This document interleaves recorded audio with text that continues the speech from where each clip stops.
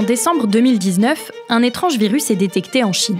En quelques semaines, le Covid se répand à travers le monde et cause de nombreux morts. Restrictions, masques, confinement, partout, la pandémie bouleverse nos vies et soulève énormément de questions. Aujourd'hui, que sait-on de cette maladie et qu'en reste-t-il ? Je suis Charlotte Baris et vous écoutez Le Covid 5 ans après, une série originale de La Loupe, le podcast quotidien de l'Express, épisode 2 de la pandémie à l'endémie. Chers auditeurs, si vous avez écouté l'épisode d'hier, vous savez que nous nous sommes arrêtés à l'émergence du Covid au cœur de la ville de Wuhan, au centre de la Chine. Et alors qu'il fait déjà des morts dans ce pays, au moment de s'étendre au monde entier, de nombreux spécialistes estiment qu'il n'y a rien à craindre de ce virus. Voilà ce que disait par exemple Michel Simès, le médecin star de la télé, en mars 2020. Je suis absolument pas inquiet. Bon, c'est un virus de plus, on le dit souvent, c'est une forme de grippe. Est-ce que vous pensez qu'à chaque fois que quelqu'un est contaminé ou meurt de la grippe, on fait une dépêche AFP ? Imaginez un peu le nombre de dépêches qu'on aurait. Les mesures prises chez nous sont alors peu importantes. L'usage du masque en population générale n'est pas recommandé et n'est pas utile. Finalement, en peu de temps, les chiffres de contamination explosent. Il faut se protéger et même se confiner. Notre quotidien bascule. Officiellement, 7 millions de personnes sont mortes du Covid-19. Pourtant, aujourd'hui, nos vies ne sont plus du tout rythmées par l'évolution du virus. Fini les tests, les masques, la distanciation. Pour preuve, nous n'avons pas consacré un épisode au Covid depuis la rentrée 2023. Mais alors, qu'est-il devenu ? Faut-il s'en inquiéter ? C'est le sujet de ce deuxième épisode. Pour poursuivre notre série, j'ai fait appel à quelqu'un qui est venu très souvent dans ce studio nous parler du Covid, Victor Garcia, journaliste au service Sciences et Santé de l'Express. Bonjour Victor. Bonjour. Depuis plusieurs mois, on suit beaucoup moins l'évolution du virus, mais Victor, les spécialistes, eux, ils sont toujours mobilisés. Oui, il y a toujours des médecins, des épidémiologistes, des scientifiques qui continuent à suivre l'évolution du Covid. Et pour préparer cet épisode, j'ai rappelé plusieurs de scientifiques qui nous aidaient déjà à l'époque pour nous parler aujourd'hui des évolutions et des changements qu'il y a. Donc j'ai parlé à Antoine Flao, qui est épidémiologiste à l'Institut de santé globale à Genève, en Suisse, à Alain Fischer, qui est président de l'Académie des sciences, mais aussi qui est chroniqueur à l'Express, et à Vincent Hénouf, donc qui est responsable adjoint du Centre national de référence des virus des infections respiratoires à l'Institut Pasteur. Et ils ont évidemment répondu à une question qu'on se posait à l'époque. Comment va évoluer le virus ? Voilà ce qu'on disait en 2022. Tous les experts aujourd'hui nous le disent de façon, pour le coup, vraiment certaine. Le virus ne disparaîtra pas. Il est là pour rester. Néanmoins, on peut espérer qu'à un moment ou à un autre, on entre dans une nouvelle phase de l'épidémie. On sortirait d'une phase pandémique pour aller vers une phase plus endémique. Alors effectivement, aujourd'hui, le virus est devenu endémique, c'est-à-dire que c'est un virus qui reste partout sur la planète, avec des vagues, il vient, il repart, il vient, il repart. Et contrairement à la grippe, c'est pas seulement l'hiver, on peut aussi le voir au printemps, on peut le voir même en plein été. Donc sur la forme, on peut observer des choses très diverses. Ça va de forme asymptomatique au petit rhume à une maladie un petit peu plus sévère, donc qui va ressembler très fortement à la grippe, et voire carrément à des cas plus graves. Il y en a beaucoup moins aujourd'hui, mais il y en a toujours, notamment chez les personnes fragiles, donc principalement les personnes âgées, mais aussi les personnes qui ont des comorbidités, donc par exemple l'obésité, des maladies cardiovasculaires ou des personnes qui sont immunodéprimées. On a des symptômes qui vont, dans la majorité des cas, beaucoup ressembler à la grippe, courbatures, fièvre, toux, le nez qui coule, etc.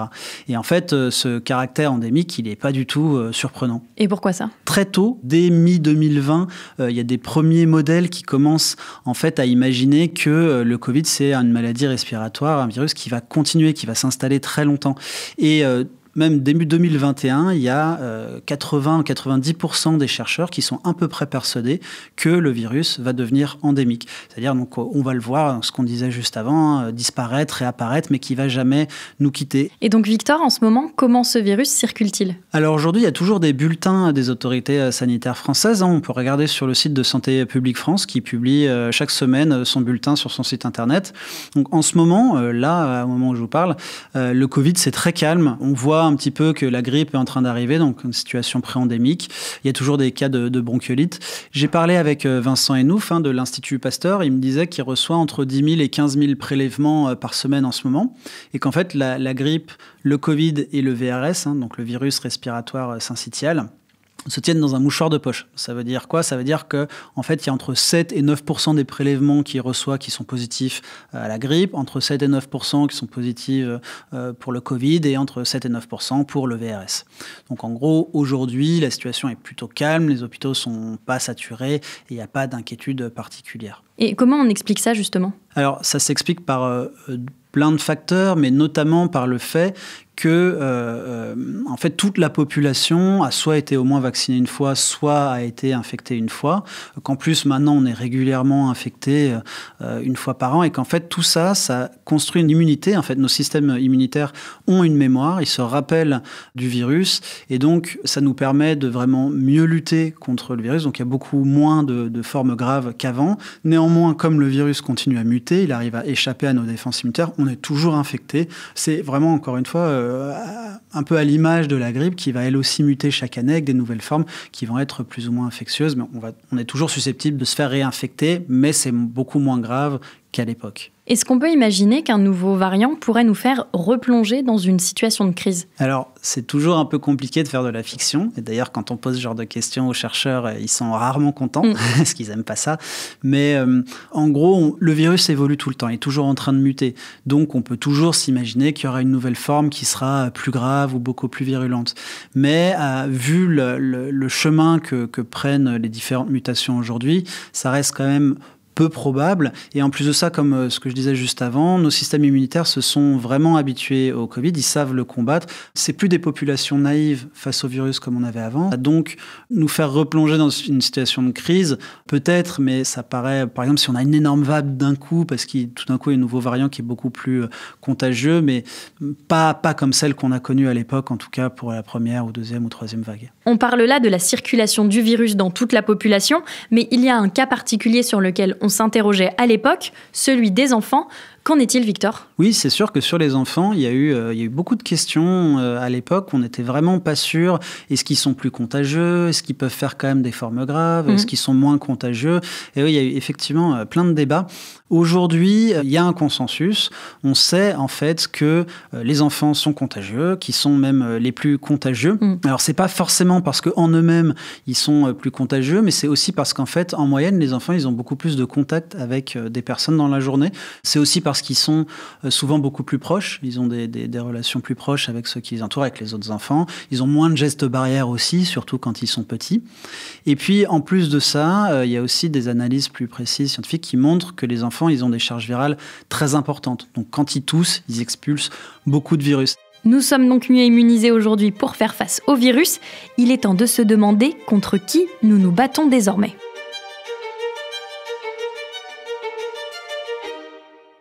On était incollables, Victor, à l'époque sur les variants Delta, Omicron, BQ1.1. Aujourd'hui, j'avoue que je suis beaucoup moins au point. Oui, alors en fait, ça bouge beaucoup. Quand on regarde la carte, l'espèce d'arbre généalogique du virus depuis le début, c'est vraiment immense. Aujourd'hui, ce qu'on peut retenir, c'est que c'est toujours des sous-variants d'Omicron. On fait toujours face à des branches très éloignées, mais c'est toujours de la branche d'Omicron. JN1, c'est le nom du nouveau variant de Covid-19 qui progresse activement en France. De la même famille qu'Omicron, il est actuellement majoritaire en Île-de-France et est suivi de très près. Cet été, on a eu le sous-variant JN1 qui a été remplacé à l'automne par le sous-variant KP3 avec ses variations KP3.3.1, etc. Et là, ce variant, en ce moment, il est en train de se faire remplacer par le sous-variant XEC. Et en fait, ça va continuer tout le temps. C'est à peu près tous les 3 mois, on a l'émergence d'un nouveau variant qui va remplacer l'ancien. Ce qui est intéressant et ce qui est nouveau par rapport à l'époque, il y a 3 ans ou 4 ans, c'est que maintenant, quand il y a un variant qui s'impose, il s'impose vraiment partout sur la planète. Donc on n'a plus ce phénomène, si tu te rappelles, à l'époque on avait Delta, on avait Beta, enfin il y avait vraiment plusieurs variants sur la planète qui circulaient en même temps. Aujourd'hui, quand un nouveau variant arrive et s'impose, il s'impose de manière planétaire. L'un des facteurs, c'est qu'il n'y a plus de confinement, il n'y a plus de mesures restrictives sur toute la planète. Donc en fait, le virus, il voyage très facilement, très vite. Et ce nouveau variant, est-ce qu'il est plus ou moins virulent que les précédents ?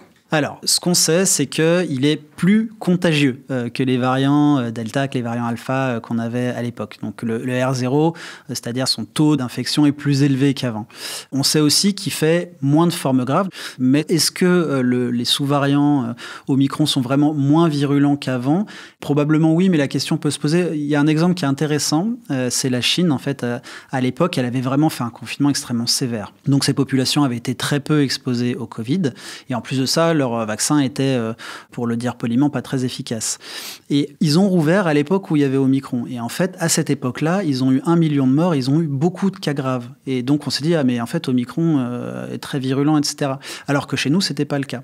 Ça peut s'expliquer par quelque chose dont je parlais tout à l'heure, c'est-à-dire que nous, toutes les personnes qui avaient été exposées aux variants d'avant, leur système immunitaire avait une mémoire immunitaire, et donc on se défend beaucoup mieux face au virus, et donc du coup, il y a beaucoup moins de cas graves. Donc cette question de la virulence, elle est un petit peu compliquée. Ce qu'on peut dire quand même, c'est que Omicron, c'est pas une petite maladie non plus. D'ailleurs, il y a des personnes aujourd'hui qui sont en parfaite santé, qui ne sont pas des personnes fragiles, qui ont le Covid et qui vont être touchées pendant plusieurs jours, voire pendant une semaine et plus, quoi. Donc ça reste quand même une maladie qui est assez contraignante. Si les variants ont changé, que le virus a évolué, est-ce que ça veut dire que les vaccins, eux aussi, ont été adaptés ? Alors, les vaccins, ils avaient été adaptés à l'époque pour Omicron.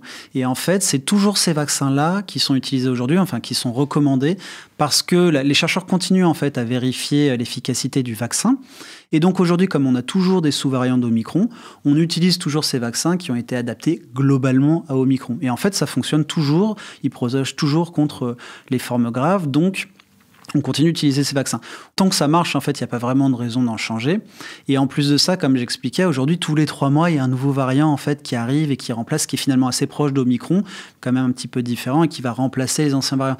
Et donc, en fait, 3 mois, c'est beaucoup trop rapide pour réadapter à chaque sous-variant. Donc, on garde les vaccins qui avaient déjà été adaptés à l'époque. Et aujourd'hui, quel est le niveau de vaccination en France ? Alors, on sait qu'à l'époque, dans les grandes campagnes de vaccination, il y a plus de 90% des adultes en France qui se sont vaccinés. Donc, c'est vraiment une très large majorité. Il y a une grande acceptation du vaccin dans notre pays, ce qui n'était pas forcément gagné. Après, aujourd'hui, il n'y a évidemment pas 90% de la population qui va faire son rappel tous les ans. Et de toute manière, les autorités sanitaires, donc la Haute Autorité de Santé, Santé publique France, etc., ils ont publié des recommandations. Et dans les recommandations officielles en France, on dit que le vaccin est recommandé pour les personnes fragiles, donc les plus de 65 ans, les personnes âgées qui ont des comorbidités, aussi pour les immunodéprimés et les femmes enceintes. Bon, ça, c'est la recommandation officielle. Après, évidemment, tout le monde peut se vacciner.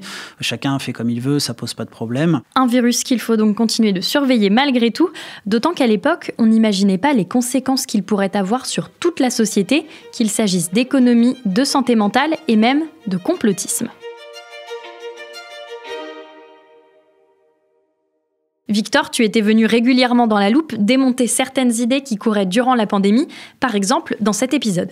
En décembre dernier, il y avait 60% de la population française qui disait ne pas vouloir se vacciner, 40% qui disaient oui. Il y a des antivax assez convaincus, on va dire des farouches, qui refuseront, quoi qu'il arrive, toute leur vie de se faire vacciner.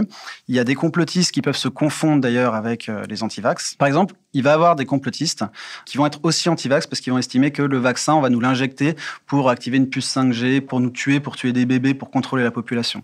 Et ça, c'est donc l'une des conséquences du Covid, la montée du complotisme. La réponse, c'est assez compliqué. Quand je pose la question aux chercheurs que j'ai mentionnés au début de ce podcast, eux, en fait, ils ont un peu une vision d'ensemble. Et ils disent, oui, évidemment, il y a eu une montée de fake news, de complotisme liée à cette crise pour plein de raisons. Ils disent, mais quand on regarde les chiffres, finalement, il y a plus de 90% des adultes qui se sont vaccinés. Quand il y a eu le confinement, la grande majorité des Français ont vraiment bien respecté, alors que c'était très contraignant. Les regroupements extérieurs, les réunions familiales ou amicales ne seront plus permises. Se promener, retrouver ses amis dans le parc, dans la rue, ne sera plus possible. Il s'agit de limiter au maximum ces contacts au-delà du foyer. D'ailleurs, les Français ont tellement bien respecté les consignes pour protéger les personnes plus âgées, etc., que l'épidémie a été relativement bien gérée dans notre pays.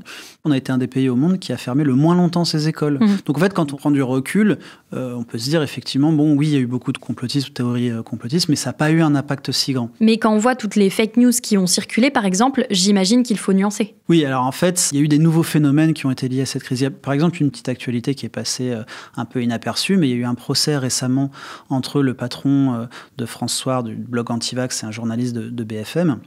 Et en fait, pendant ce procès, les avocats ont révélé que ce blog Antivax avait récolté plus de 2,5 millions d'euros de dons défiscalisés en plus, pendant la période de la crise.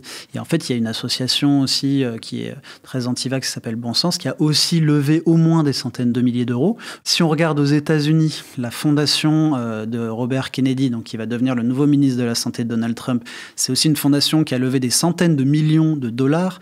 Donc en fait, il y a eu beaucoup de phénomènes comme ça. Donc c'est pas non plus quelque chose à complètement balayer. On a observé aussi en France des personnes qui étaient dans des milieux, on va dire, très nature, avec des médecines parallèles, qui se sont rapprochées de milieux qui étaient parfois d'extrême droite, à faire des espèces d'alliances un petit peu étranges et qu'on voit constater beaucoup moins avant. Pour finir cet épisode, j'ai un dernier extrait. Il y a aussi des impacts indirects du Covid-19 sur les enfants, notamment des impacts psychosociaux. On pense par exemple à la fermeture des classes ou au fait que la vie n'est plus normale, en tout cas n'est plus comme avant. Victor, dès le début de la pandémie, on s'interrogeait sur les conséquences de cette crise sanitaire. Maintenant qu'on a du recul sur les chiffres, qu'est-ce qu'on en sait ? Alors, on a tiré quelques leçons, notamment sur tout ce qui est santé mentale. Il y a une chose qui est assez claire aujourd'hui et que tous les psychiatres et pédopsychiatres disent, c'est qu'en fait, après la crise, il y a eu un pic vraiment très important dans les urgences psychiatriques pour des mutilations, des tentatives de suicide, des dépressions, et qui a vraiment beaucoup touché les jeunes, notamment les 16-25 ans. Et ça a été vraiment énorme. C'est un constat qui est très clair et qui ne fait pas débat aujourd'hui. En revanche, sur les causes, c'est un petit peu plus compliqué parce que c'est un phénomène qui perdure depuis. Et donc, est-ce qu'on peut tout rattacher au confinement ? Est-ce qu'on peut tout rattacher à l'isolement, notamment la fermeture des classes et donc du manque de liens en fait, qu'ont eu les populations plus jeunes ? Pour qui c'est très important, la sociabilité, etc. C'est pas complètement démontré. Il y a aussi plein d'autres problématiques mondiales, plein d'autres angoisses avec des guerres, par exemple en Ukraine. Donc c'est vraiment définir ça, c'est assez compliqué. Et est-ce que l'intérêt des pouvoirs publics pour la santé mentale, ça a aussi eu un effet loupe ? Potentiellement oui, mais ce qui est sûr, c'est que les psychiatres et pédopsychiatres, ils ont vraiment donné l'alerte très tôt après les confinements. Ils en ont beaucoup parlé. Et c'est vrai qu'il y a eu depuis quelques années, même au-delà de la crise, il y a beaucoup plus de discours, c'est beaucoup plus accepté dans la société, on parle beaucoup plus facilement de santé mentale. Donc effectivement, il y a eu un côté un peu loupe avec peut-être les langues qui se délient, on voit aussi dans le sport ou des célébrités qui en parlent beaucoup plus facilement. Ça reste tabou quand même, le problème de santé mentale, les maladies mentales, mais ça l'est beaucoup moins qu'avant. Est-ce qu'il existe des études qui font le bilan de ces années de pandémie ? Alors, il y en a eu beaucoup, et là, tout récemment, il y a une étude qui a été publiée notamment avec des chercheurs de l'Institut Pasteur, avec qui j'ai pu m'entretenir, notamment Arnaud Fontanet.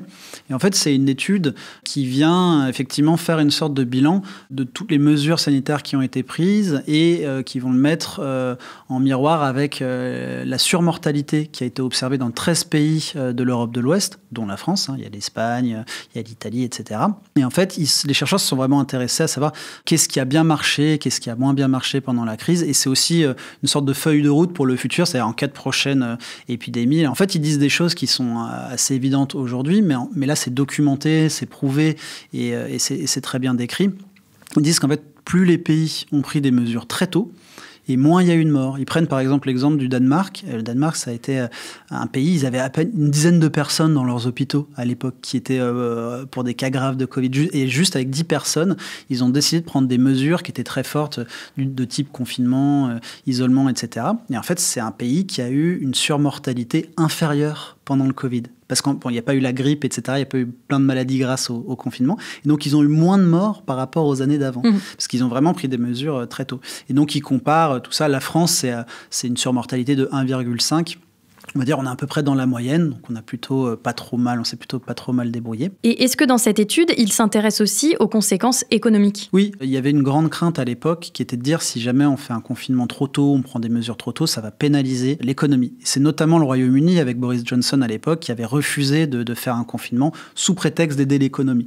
En fait, ce qui s'est passé, c'est qu'il a décalé d'une semaine le confinement. Il a fini par le faire parce que la situation était trop grave, mais son économie est une des celles qui a le plus souffert. Donc cette étude montre aussi que plus on prend des mesures tôt, moins il y a de morts et plus on préserve aussi son économie. C'était passionnant. Merci beaucoup Victor de t'être replongé pour nous dans le Covid. Merci, à bientôt. Je vous rassure chers auditeurs, la pandémie a aussi eu des conséquences positives et c'est le sujet de notre épisode de demain. Après le Covid, les progrès médicaux se sont multipliés. Pour ne pas rater la suite de cette série, pensez à suivre La Loupe sur votre plateforme d'écoute de podcast, par exemple Spotify, Podmust ou Acast. C'est là-bas que vous pouvez nous mettre des étoiles et nous écrire des commentaires. Le Covid 5 ans après est une série originale de La Loupe, le podcast quotidien de l'Express, réalisé par Jules Cros avec Léa Bertrand. À demain!